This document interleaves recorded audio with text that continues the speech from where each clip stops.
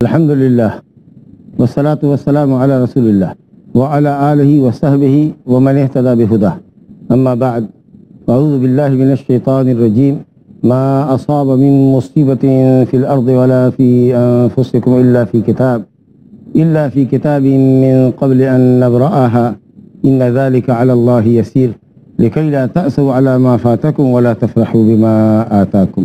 محترم حاضرین، کتاب التوحید کا 59واں باب تقدیر کے انکار کرنے والوں کے تعلق سے جو وعید آئی ہے ان پر مشتمل ہے۔ عنوان ہے باب ما جاء فی منکری القدر، تقدیر کا انکار کرنے والوں کے سلسلے میں وعید کا بیان۔ تقدیر اللہ رب العالمین کا ایک پوشیدہ راز ہے، ایک چھپا ہوا بھید ہے جس کو صرف اللہ ہی جانتا ہے، یا جس قدر اپنی جس مخلوق کو وہ علم دے۔ تقدیر پر ایمان لانا ایک مومن کے لیے ضروری ہے۔ تقدیر کا انکار کرنے والے حقیقت یہ ہے کہ بعض حالات میں یا تقدیر کے مراتب میں بعض مرتبے کا انکار کرنے والے اہل اسلام کی نگاہ میں قرآن و سنت کے دلائل کی روشنی میں اسلام سے خارج ہے۔ تقدیر کے تعلق سے امت میں 3 گروہ پایا جاتا ہے۔ ایک گروہ جو جبریہ جہمیہ کے نام سے جانا جاتا ہے، اس کا نظریہ یہ ہے کہ انسان مجبور محض پیدا کیا گیا ہے، اس کے اندر اس کی چاہت، مرضی، ارادہ نہیں ہے۔ وہ اگر کھاتا پیتا سوتا اور جاگتا ہے یا نیکی اور بدی کا کوئی بھی کام کرتا ہے یا کوئی کام اگر نہیں کرتا ہے تو اس سب کے پیچھے صرف اللہ کا ارادہ، اس کی مشیت کار فرما ہوتی ہے، انسان کا کوئی ارادہ نہیں ہوتا۔ یعنی اللہ رب العالمین نے انسان کو ارادے اور اختیار کے بغیر پیدا کیا ہے، مجبور محض ہے۔ اس کے لیے سیڑھی کے ذریعے چھت سے اترنا یا چھت سے سیدھے چھلانگ لگا دینا دونوں برابر ہے۔ اس کے مقابلے میں ایک دوسرا گروپ ہے جو قدریہ معتزلہ کے نام سے جانا جاتا ہے۔ یہ کہتا ہے کہ انسان کو اللہ رب العالمین نے ارادے اور اختیار کی پوری آزادی دی ہے، مکمل ارادہ اور اختیار اس کو ہے۔ انسان جو بھی کچھ کرتا ہے یا نہیں کرتا ہے اس کے پیچھے اللہ کی کسی ارادے کو دخل نہیں ہوتا۔ اللہ چاہے نہ چاہے، ارادہ کرے نہ کرے، اس سے کوئی فرق نہیں پڑتا۔ انسان جو بھی کچھ کرتا ہے وہ صرف اپنے ارادے سے کرتا ہے، اس کے پیچھے اللہ کا کوئی ارادہ نہیں ہوتا۔ بلکہ قدریہ میں، تقدیر کا انکار کرنے والوں میں جو غلو پسند لوگ ہیں کچھ ان میں، وہ یہ کہتے ہیں کہ انسان اگر کوئی عمل کرتا ہے تو اس عمل کا علم اللہ کو پہلے سے نہیں ہوتا۔ جب بندہ عمل کر لیتا ہے تب اس کو پتہ چلتا ہے کہ اچھا فلاں بندے نے یہ کام کیا، نعوذ باللہ من ذلک۔ یہ گروپ کہتا ہے کہ معاملہ سڈنلی ہوتا ہے، انسان اچانک کوئی کام کرے، اپنے ارادے سے کرے، اللہ کو پہلے سے علم نہیں ہوتا۔ تو ایک گروپ انسان سے ارادے اور اختیار کی بالکل نفی کر رہا ہے کہ انسان مجبور محض ہے، اور اسی لیے اس کا نظریہ یہ ہے کہ انسان اپنے گناہوں پر اللہ کے نزدیک مواخذہ نہیں کیا جائے گا۔ اگر ایمان دل کے اندر ہے، اللہ کی وحدانیت پر اس کا دل مطمئن ہے، تو اگر گناہ بھی کر رہا ہے تو وہ جنت میں جائے گا۔ مومن، اطاعت گزار اور یہ کلمہ گو یا جس کے دل میں ایمان ہے، چاہے جتنا بھی بے ایمان ہو، بد دین ہو، بد عمل ہو، وہ دونوں جنت میں جائیں گے اور ایک درجے میں ہوں گے، نعوذ باللہ۔ وہ کہتے ہیں کہ انتہائی فاسق و فاجر آدمی اور انتہائی متقی پرہیزگار آدمی، یعنی حضرت ابو بکر صدیق رضی اللہ عنہ جیسا مومن بھی انتہائی فاجر و فاسق، نعوذ باللہ، یہ دونوں ایک ساتھ جنت میں ہوں گے۔ کیونکہ انسان اگر گناہ کرتا ہے تو اس کے پاس ارادہ اختیار ہے ہی نہیں۔ اور دوسرا جو گروپ ہے جو اللہ کے ارادے اور اختیار بندے کے فعل کے تعلق سے انکار کرتا ہے کہ بندہ اپنے افعال کا خود ذمہ دار ہے، خالق ہے، اپنے ہی ارادے اور اختیار سے کرتا ہے، بندے کے افعال میں اللہ کے کسی ارادے اور اختیار کو دخل نہیں ہے، وہ وعیدیہ فرقہ کہلاتا ہے۔ وہ کہتا ہے اگر کوئی شخص ایک بڑا گناہ لے کر اپنے ساتھ مرا ہے اور توبہ اس نے نہیں کی ہے تو وہ دائمی طور پر جہنمی ہوگا۔ یہ دونوں گروپ کی حالت یہ ہے کہ انہوں نے آیات اور احادیث کے تعلق سے ایک آنکھ بند کر کے کانے انسان کے طریقے سے آیتوں کو دیکھا ہے۔ جو لوگ انسان کو مجبور محض مانتے ہیں، جو جبریہ اور جہمیہ فرقہ کہلاتا ہے، وہ کہتے ہیں کہ اللہ رب العالمین قرآن مجید میں فرماتا ہے، بطور مثال چند آیات آپ کے سامنے پیش کرتے ہیں جس سے انہوں نے غلط استدلال کیا. کہا اللہ خالق کل شیء، اللہ ہر چیز کا خالق ہے. واللہ خلقکم وما تعملون، اللہ نے تم کو بھی پیدا کیا اور تمہارے عملوں کو بھی پیدا کیا. آپ دیکھ سکتے ہیں کہ جو تم عمل کرتے ہو اس کا خالق اللہ ہے، ان کا استدلال. اور معتزلہ نے جو تقدیر کا انکار کرتے ہیں وہ کہتے ہیں کہ اللہ نے انسان کو ارادے اور اختیار والی مخلوق پیدا کیا ہے. فرمایا منکم من یرید الدنیا ومنکم من یرید الآخرہ، تم میں کا کوئی دنیا کا ارادہ کرتا ہے اور کوئی آخرت کا ارادہ کرتا ہے. تو انسان ارادہ کرتا ہے. دونوں گروپ نے بعض دلیلوں سے آنکھیں مود لی ہیں. بلا شبہ انسان جو بھی کچھ کرتا ہے وہ اپنے ارادے سے کرتا ہے، لیکن اللہ کے ارادے کے بغیر، اس کی مشیت کے بغیر کچھ نہیں ہو سکتا. کائنات اللہ کی ہے، ملک اللہ کا ہے، سلطنت اللہ کی ہے. اس کی سلطنت میں، اس کے ملک میں کوئی کام کرے اور بغیر اس کے ارادے کے کرے، بغیر اس کی مشیت کے کرے، یہ ممکن نہیں. آپ کے گھر میں جا کر کے کوئی کام کچھ کر لے کہ آپ کے گھر میں کوئی گھس نہیں سکتا آپ کی مرضی کے بغیر. کوئی ایکٹیویٹی آپ کے گھر میں وہ انجام نہیں دے سکتا کیونکہ وہ آپ کا گھر ہے. کس سے پوچھا، کیوں پوچھا، کیسے آئے. اور اللہ رب العالمین کی ملکیت میں، اس کی کائنات میں کوئی انسان کوئی کام کر جائے اور اللہ کو علم نہ ہو، اللہ کی مرضی نہ ہو، اللہ کی مشیت نہ ہو، اس کا ارادہ اس کے پیچھے نہ ہو، یہ بات عقل اور فطرت سے بھی مل نہیں کھاتی. اسی طریقے سے جو لوگ کہتے ہیں کہ اللہ رب العالمین نے انسان کو مجبور محض پیدا کیا، دیکھو قرآن کہتا ہے کہ اللہ نے تم کو بھی پیدا کیا، تمہارے عملوں کو بھی پیدا کیا. یقیناً اللہ تعالیٰ خالق ہے، ہر چیز کا خالق ہے. ہم جو عمل کرتے ہیں وہ ہم اپنی قوت ارادی سے کرتے ہیں. ارادہ اور قوت، مضبوط قوت ارادی سے ہم کوئی کام کرتے ہیں. اور جو قوت ارادی ہمارے اندر ہے جس سے ہم کوئی کام کرتے ہیں وہ بھی اللہ ہی نے پیدا کیا ہے. تو اس سے یہ نہیں لازم آیا کہ انسان مجبور ہے. اللہ نے کہا وما تعملون، جو تم عمل کرتے ہو. دیکھیے عمل کی نسبت خود اللہ نے، جس آیت سے انہوں نے استدلال کیا کہ انسان مجبور ہے، خود اس آیت میں ان کے خلاف دلیل ہے کہ اللہ نے تم کو بھی پیدا کیا اور ان عملوں کو بھی جو تم کرتے ہو. تو عمل کرنے کی نسبت تو اللہ نے کرنے والے کی طرف کی. اور انسان اپنے ارادے اور اختیار سے عمل کرتا ہے، اور انسان کے اندر جو ارادہ اور اختیار پایا جاتا ہے وہ ارادہ اور اختیار بھی اللہ ہی نے پیدا کیا ہے. تو اس طریقے سے اللہ ہر چیز کا خالق ہوا. بات رہ گئی ارادے کی، تو ارادہ انسان کرتا ہے لیکن اس کا ارادہ اللہ کے ارادے کے تابع ہے. وما تشاؤون الا ان یشاء اللہ رب العالمین، تم نہیں چاہتے مگر وہی جو اللہ چاہتا ہے. یار انسان بھی چاہتا ہے لیکن انسان کا چاہنا اللہ کے چاہنے کے تابع ہوتا ہے. یہ مجبور محض کہنے والے انسان کو ان سے پوچھو کہ اگر انسان مجبور محض پیدا کیا گیا ہے، عمل کے پیچھے اس کا کوئی ارادہ اختیار نہیں ہوتا، اللہ نے اگر اس کو اسی فطرت پر پیدا کیا ہے، تو اللہ رب العالمین قیامت کے دن گنہگاروں کو عذاب دیتا ہے اور ثواب کرنے والوں کو ثواب دیتا ہے. تو یہ عمل عبث اور بیکار ہوگا. تو یہ عمل عبث ہے اور اللہ تعالیٰ عبث سے منزہ اور مقدس ہے. پھر اللہ رب العالمین قرآن میں فرماتا ہے کہ ہم نے رسولوں کو بھیجا ہے، رسلا مبشرین و منذرین، آخر الآیہ. ہم نے رسولوں کو بھیجا ہے اس لیے تاکہ اللہ کی حجت تمام ہو، حق دنیا والوں کے سامنے آ جائے. کوئی یہ نہ کہے کہ ہمیں حق معلوم نہیں تھا. تو اگر انسان کو مجبور محض مانیں گے تو اللہ تعالیٰ کا رسولوں کو بھیجنے سے بھی بندوں پر حجت تمام نہیں ہوتی. تو اس طریقے سے ان لوگوں نے ایک ایک دلیل کو لیا اور دلیل کے ساتھ انصاف نہیں کیا. جو تیسرا گروپ ہے اہل سنت والجماعت کا، جو اعتدال پر مبنی جماعت ہے، وہ یہ کہتی ہے کہ سنو، اللہ رب العالمین نے انسان کو ارادہ اور اختیار کی مخلوق بنا کر پیدا کیا ہے، اس کے اندر ارادہ اور اختیار رکھا ہے. اور یہ بات تم جانتے ہو، ہم کھاتے ہیں، پیتے ہیں، سوتے ہیں، جاگتے ہیں، اٹھتے ہیں، بیٹھتے ہیں، چلتے ہیں، پھرتے ہیں، اس میں ہمارے اختیار اور ارادے کو دخل ہوتا ہے. اب کچھ چیزیں ہوتی ہیں جو غیر ارادی طور پر ہوتی ہے. ابھی سخت سردی پڑے تو بغیر چاہے ہوئے بھی آپ کے جسم میں راشا آ جائے گا. اگر کوئی خوفناک چیز آ جائے فوراً آپ کانپ جائیں گے، ڈر جائیں گے. یہ آپ کی غیر ارادی چیز ہوئی. تو کچھ چیزیں آدمی ارادے سے کرتا ہے اور کچھ چیزیں غیر ارادی طور پر بھی ہوتی ہیں. تو اس طریقے سے یہ دونوں گروپ دو کنارے پر ہے، اور کتاب و سنت کی دلیلوں سے تو ہٹا ہوا ہے ہی، عقل اور حس اور ظاہری دلائل سے بھی اور ظاہری چیزوں سے بھی ان کے نظریے کی تائید نہیں ہوتی ہے. تو اہل سنت والجماعت کہتے ہیں کہ اللہ رب العالمین نے انسان کو ارادہ اور اختیار والی مخلوق پیدا کیا ہے. ہر عمل کے پیچھے انسان کا ارادہ ہوتا ہے، اسی وجہ سے اس کو نیکی کی جزا ملے گی اور گناہوں کی سزا ملے گی. لیکن انسان کا ارادہ اور اختیار اللہ رب العالمین کی مشیت اور اس کے ارادے کے تابع ہوتا ہے. وما تشاؤون الا ان یشاء اللہ رب العالمین. تقدیر کو سمجھنے کے لیے اہل علم نے کہا ہے کہ 4 نقطوں کو سمجھنا چاہیے. اسی کو تقدیر کے مراتب کہتے ہیں. تو انشاءاللہ تعالیٰ بات سمجھ میں آتی ہے. تقدیر کے سلسلے میں پہلا مرتبہ یہ ہے کہ یہ اس بات کا ایمان اور یقین ہونا چاہیے کہ اللہ رب العالمین ما کانا وما یکون، جو کچھ ہوا اور جو کچھ ہوگا ازل سے لے کر ابد تک، شروع سے لے کر آخر تک، ازل سے لے کر کے ابد تک کا علم رکھتا ہے. تو اللہ رب العالمین کو پوری کائنات کا علم ہے ازل سے لے کر کے ابد تک. آج ہم مثال کے طور پر آپ کے سامنے درس دے رہے ہیں، ہم درس دینے کے بعد سمجھتے ہیں کہ آج ہم نے اس موضوع پر درس دیا. رب العالمین کو اس کا علم ہمارے پیدا کرنے سے پہلے، آسمان و زمین کے پیدا کرنے سے بھی پہلے تھا. ایک وقفے کے بعد انشاءاللہ گفتگو جاری رہے گی. السلام علیکم ورحمۃ اللہ. وقفے سے قبل تقدیر کے مراتب بیان کیے جا رہے تھے. 4 باتوں کو سمجھیں گے تو انشاءاللہ تقدیر کے مسائل کا سمجھنا آپ کے لیے آسان ہوگا.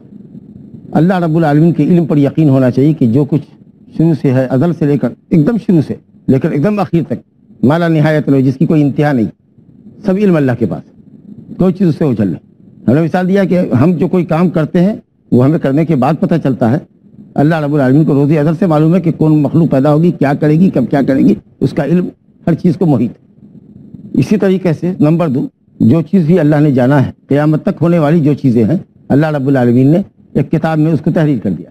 تو کتابت پر ایمان ہے. فی کتاب من قبل ان نبرأہا، مخلوق کو پیدا کرنے سے پہلے اللہ نے اس کی تقدیر کو جو جانا کہ کب کون کیا کرے گا، اچھا یا برا کیا کرے گا، کون حادثہ رونما ہوگا، کون اچھی بات پیدا ہوگی، وہ ساری چیزیں اللہ رب العالمین نے مخلوق کو پیدا کرنے سے پہلے جانا. پہلے علم، اس کے بعد کتابت، کیونکہ کوئی چیز تحریر نہیں ہوتی ہے جب تک کہ پہلے آدمی جانے نہیں. علم پہلے ہوتا ہے، اس کے بعد کتابت آتی ہے. تیسری چیز، اللہ نے اس کو چاہا بھی، کیونکہ بغیر چاہے ہوئے کوئی بھی چیز کائنات میں اس کی مرضی کے بغیر، اس کی چاہت کے بغیر، اس کی ارادے کے بغیر ہو ہی نہیں سکتی. یہ چاہت اللہ کی مشیت اس کے افعال کو بھی شامل ہے اور بندے کے افعال کو بھی شامل ہے. اللہ رب العالمین جو کرتا ہے اس کو پہلے وہ چاہتا ہے، اور اسی طریقے سے بندہ اگر کوئی چاہت اپنے اندر پیدا کرتا ہے تو اس چاہت سے پہلے اللہ کی چاہت ہوتی ہے. چاہت کا مطلب ضروری نہیں کہ وہ محبت بھی کرے، بس یہ کہ ہو یہ کام، یہ اس نے تقدیر میں لکھا ہوا ہے، بغیر اس کے لکھے ہوئے، بغیر اس کے چاہے ہوئے کچھ ہو ہی نہیں سکتا. اور چوتھی چیز یہ ہے کہ اللہ نے مخلوق کو پیدا کیا ہے، تم کو بھی پیدا کیا، تمہارے اعمال کو بھی پیدا کیا ہے. تو اللہ رب العالمین کے پاس علم ازلی ہے. اللہ رب العالمین نے قیامت تک کی تقدیر لکھی ہے. جو کچھ ہو رہا ہے وہ لکھ چکا ہے، آلریڈی فارغ ہو چکا ہے اس سے. جو بھی کچھ وہ کرتا ہے اپنا کام یا کوئی مخلوق کرتی ہے، اس سے پہلے اللہ کی مشیت ہوتی ہے، چاہت ہوتی ہے. بغیر اس کی چاہت کے اس کی کائنات میں کوئی چیز نہیں ہو سکتا. اور اللہ رب العالمین تمام چیزوں کا خالق ہے. جب 4 باتیں سمجھتے ہیں تو تقدیر کے مسئلے کو سمجھنا آپ کے لیے آسان ہوتا ہے کہ آپ جو کچھ بھی کر رہے ہیں، کرنے کے بعد آپ جانتے ہیں، اس کو اللہ رب العالمین پہلے سے جانتا ہے. اللہ رب العالمین نے اس چیز کو اپنی کتاب میں، فی کتاب عندہ، جو کتاب اس کے پاس ہے، یعنی لوح محفوظ میں اللہ رب العالمین نے اس کو تحریر فرما دیا ہے. آپ جو کچھ بھی کرتے ہیں اس کے پیچھے جو آپ کی چاہت ہوتی ہے، ارادہ ہوتا ہے، بیٹھیں کہ یہ جو خیال پیدا ہو رہا ہے، یہ خیال کدھر سے آتا ہے؟ اللہ رب العالمین کی طرف سے آتا ہے. اور آپ کی چاہت سے پہلے اللہ بھی چاہتا ہے کہ آپ نکلیں. اگر وہ نہ چاہے تو آپ کدھر نکل سکتے؟ اور اللہ رب العالمین تمام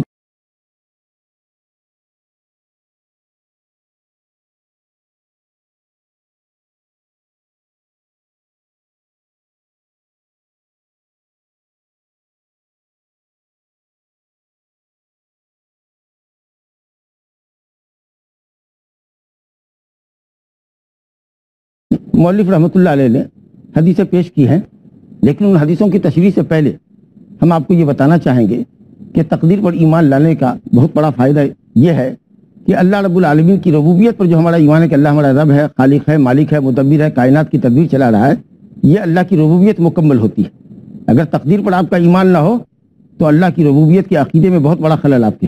پھر اللہ رب العالمین کے اسماء و صفات سے بھی اس کا بڑا تعلق ہے، کیونکہ یہ کمال قدرت ہے اللہ کی کہ ازل سے لے کر کے ابد تک جو کچھ ہوگا، جو ہوا اور جو کچھ ہوگا، سب کا علم اللہ کو ہے. وہ اتنا بڑا جاننے والا علیم ہے.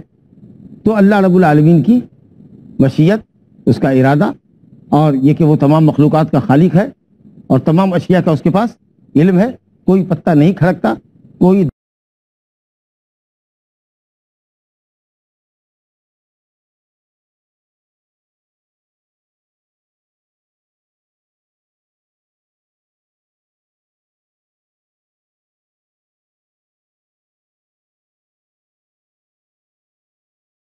اس لیے اللہ رب العالمین کی ربوبیت اور توحید الاسماء والصفات پر ایمان مکمل ہوتا ہے، بغیر اس کے مکمل نہیں ہو سکتا ہے. تقدیر الہی پر ایمان رکھنے سے انسان کا اعتماد اللہ پر سچا ہوتا ہے. آدمی سمجھتا ہے کہ اگر مجھ کو یہ تکلیف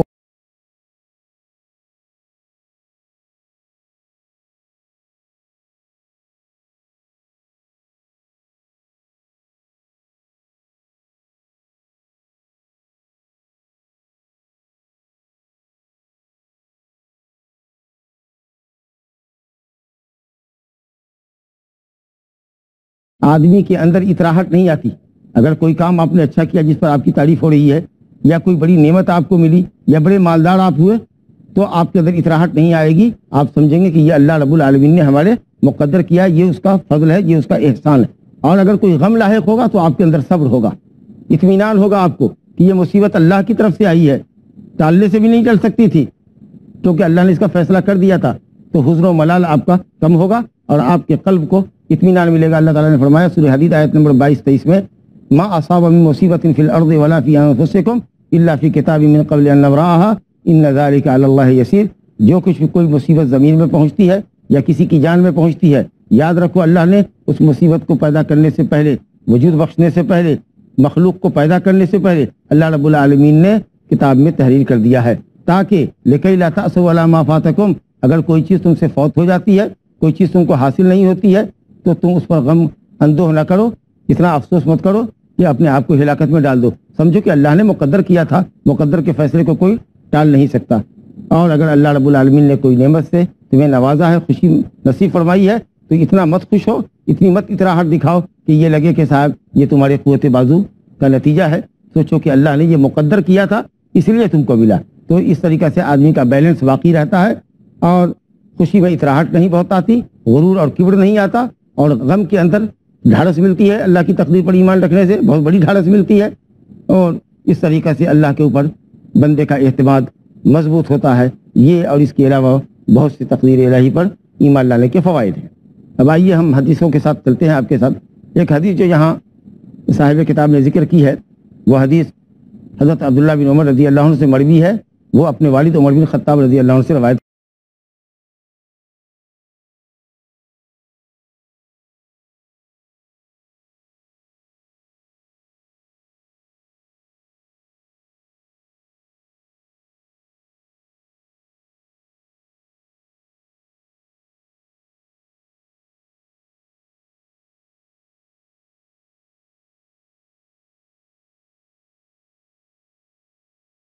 بھلے پر اور برے پر ایمان نہ لائے.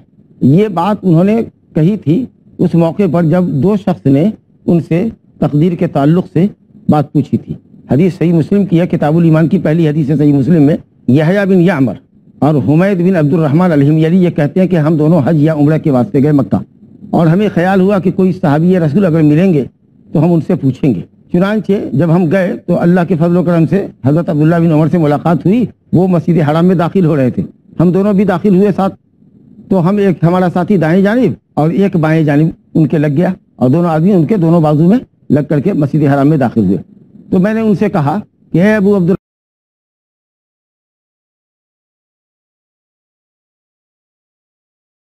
ہمارے علاقے میں کچھ لوگ ایسے پیدا ہوئے ہیں جو یہ کہتے ہیں کہ تقدیر نہیں ہے، پہلے سے کوئی تقدیر نہیں ہے. اللہ رب العالمین کو بندے کے یہ افعال کا پہلے سے کوئی علم نہیں ہوتا. وَأَنَّ الْأَمْرَ أُنْفٌ، سڈنلی امر واقع ہوتا ہے. ایسی بات کہتے ہیں کہ اللہ کو پہلے سے علم نہیں ہوتا، اور اللہ کی سلطنت میں، اس کی ملکیت میں، اس کی حکومت میں کوئی آدمی بغیر اس کی مشیت اور ارادے کے بھی کوئی کام کر گزرتا ہے. ایسا انہوں نے کہا ہے. سنو قسم اللہ کی، اس ذات کی قسم جس کی ابن عمر قسم کھا کے کہتے ہیں، ایسے لوگ اگر احد پہاڑ کے برابر بھی سونا خرچ کر دیں تو اللہ رب العالمین ان کے صدقے کو قبول نہیں کرے گا جب تک کہ وہ اللہ تعالیٰ کی لکھی ہوئی تقدیر پر، تقدیر کے بھلے اور برے فیصلے پر ایمان نہ رکھیں. یہ جو گفتگو آئی ہے کیونکہ بصرہ میں سب سے پہلا شخص معبد الجہنی نکلا تھا جس نے تقدیر کا انکار کیا تھا. اور میں سمجھتا ہوں کہ یہ معاملہ حضرت عبداللہ بن عمر، عبداللہ بن عباس وغیرہ کے آخری دور کا ہے، 60 کی دہائی کے بعد کا ہے، جو فتنے کا زمانہ ہے. تو بدعت میں یہ سب سے پہلی بدعت ہے جو اسلام میں پیدا ہوئی. تقدیر کا انکار لوگوں نے کیا، اور وہ کچھ لوگ تھے. لہذا اس وقت صحابہ نے اور پھر ان کے شاگردوں نے، تابعین نے سخت نوٹس لی اور کہا کہ بالکل یہ کفریہ عقیدہ ہے، اور ایسے لوگوں کو کہہ دو کہ اگر اللہ کی تقدیر پر ایمان نہیں لاتے ہیں تو ان کا اللہ تعالیٰ نفقہ قبول نہیں کرے گا. کیوں نفقہ قبول نہیں کرے گا؟ کیوں نفقہ قبول نہیں کرنے کی وجہ کیا ہے؟ اس لیے کہ یہ کفریہ عقیدہ ہے. اللہ رب العالمین نے فرمایا ہے سورہ توبہ آیت نمبر 54 میں، وَمَا مَنَعَهُمْ أَن تُقْبَلَ نَفَقَاتُهُمْ إِلَّا أَنَّهُمْ كَفَرُوا بِاللَّهِ وَبِرَسُولِهِ. منافقین کے صدقے اس لیے نہیں قبول کیے گئے، جو چیز صدقے کی قبولیت میں رکاوٹ بنی وہ یہی کہ انہوں نے اللہ اور اس کے رسول کا انکار کیا. تو جو اللہ اور اس کے رسول کا انکار کرتا ہے اس کے صدقے قبول نہیں ہوتے. اور یہاں انہوں نے تقدیر کا انکار کیا، ایمان کے ایک اہم جز کا انکار کیا ہے، اس لیے ان کا صدقہ قبول نہیں ہوگا۔ معلوم یہ ہوا کہ صدقہ قبول نہیں ہوگا، گویا کہ اس سے یہ لازم آیا کہ ابن عمر صراحتاً انہوں نے تو یہ نہیں کہا کہ وہ کافر ہے، لیکن یہ بتایا کہ ان کے صدقے قبول نہیں ہوئے، اس کا مطلب یہ ہوا کہ وہ کافر ہیں، جیسا کہ آپ نے سورہ توبہ کی آیت ملاحظہ کی۔ اور اس کے بعد انہوں نے دلیل پیش کیا، یہ تو انہوں نے فتویٰ دیا، مسئلہ بتایا، اس کے بعد دلیل پوچھا، کہا سنو رسول اللہ صلی اللہ علیہ وسلم نے فرمایا ہے، اپنے والد کے حوالے سے انہوں نے حدیث سنائی جو حدیث جبریل کے نام سے مشہور ہے، کہ حضرت جبریل امین علیہ السلام نے ان کی خدمت میں تشریف لائے تھے اور انہوں نے پوچھا مل اسلام یا رسول اللہ، اسلام کیا ہے؟ تو آپ نے اسلام کے 5 ارکان بیان کیے، اللہ کی گواہی دینا وحدانیت اور رسول اللہ کی رسالت کی گواہی دینا، 5 وقت کی نماز قائم کرنا، زکوٰۃ دینا، رمضان کے روزے رکھنا اور حج بیت اللہ کرنا اگر اس کی طاقت ہو۔ اور ایمان کے بعد میں انہوں نے کہا ان تؤمن باللہ و ملائکتہ و کتبہ و رسلہ والیوم الآخر و تؤمن بالقدر خیرہ و شرہ، یہ ایمان کی چیز ہے۔ اسی میں یہ لفظ ہے وتؤمن بالقدر خیرہ و شرہ، تقدیر کے بھلے اور برے پر ایمان لانا ہے۔ پھر اس کے بعد انہوں نے احسان کی تعریف پوچھی کہ احسان کیا ہے، عبادت میں پختگی کیا ہے، تو کہا کہ اللہ کی عبادت اس طرح سے کرنا کہ گویا کہ تم اللہ کو دیکھ رہے ہو، یہ تصور ہونا چاہیے کہ تم اللہ کو دیکھ رہے ہو تو عبادت میں خشوع خضوع آئے گا، اور اگر نہیں تو اتنا تو سمجھنا ہی چاہیے کہ اللہ تم کو دیکھ رہا ہے، تم کہاں کھڑے ہو۔ تو اگر یہ احساس آئے گا، اللہ کی نگہداشت، اس کی مراقبت ذہن میں ہوگی، تو عمل کے اندر پختگی آئے گی اور توجہ آئے گی، اور عبادت کی جو روح ہے خشوع خضوع وہ تمہارے اندر پیدا ہوگی۔ پھر انہوں نے پوچھا کہ قیامت کب ہوگی؟ کہا کہ اس کا جواب میرے پاس نہیں ہے، سائل اور مسئول جو پوچھنے والے ہیں آپ اور جس سے پوچھ رہے ہیں دونوں لا علمی میں برابر ہیں، یعنی اس کا علم صرف اللہ سبحانہ تعالیٰ کو ہے۔ تو پھر پوچھا انہوں نے کہ علامات کیا ہیں، تو قیامت کی انہوں نے علامات بیان کی۔ انشاءاللہ رب العالمین ہم جو ایمان کا جز ہے، جس کے اندر تقدیر پر ایمان لانا ہمارے ایمان کے لیے لازمی جز ہے، اس کے اوپر ہم تھوڑی سی گفتگو آپ سے اس حدیث کی روشنی میں کرنا چاہتے ہیں کہ پوچھا کہ مل ایمان یا رسول اللہ، حضرت جبریل تھے، کہا کہ ایمان کیا ہے یا رسول اللہ؟ تو انہوں نے کہا کہ الایمان ان تؤمن باللہ و ملائکتہ و کتبہ و رسلہ والیوم الآخر و ان تؤمن بالقدر خیرہ و شرہ۔ گفتگو اس مجلس میں یہی ختم کرتے ہیں، بقیہ باتیں انشاءاللہ دوسری مجلس میں ہوگی۔ وصلی اللہ علی نبینا محمد۔